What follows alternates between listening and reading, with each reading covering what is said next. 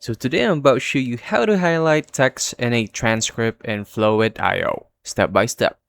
If you're working with long transcripts and want certain parts to stand out clearly, this will make it easier to format and read. Let's get started. First, open Flowith.io, go to your project.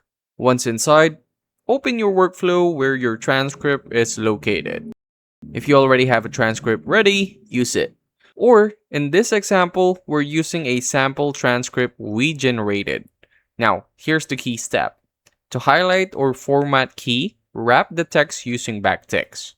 This creates a code block effect, which makes the text stand out visually. To do this from your keyboard, press the backtick key. It's usually located below the escape key. Place one before and one after your text. Once applied, your transcript section will appear clearly separated and easier to read. For better formatting, use backticks for important sections only. Don't overuse it, or the transcript will look cluttered. Combine it with clear spacing for readability. And that's it. That's how to highlight text in a transcript using Flowith.io.